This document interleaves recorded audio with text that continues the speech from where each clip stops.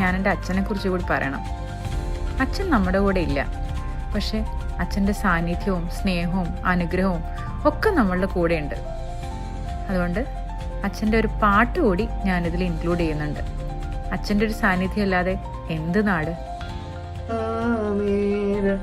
മഞ്ഞല്ലോ കണ്ണ വേഗം നീയൻ അഴകിയൊരും ദീപാരാധനയ്ക്കൊക്കെ ഒരുക്കി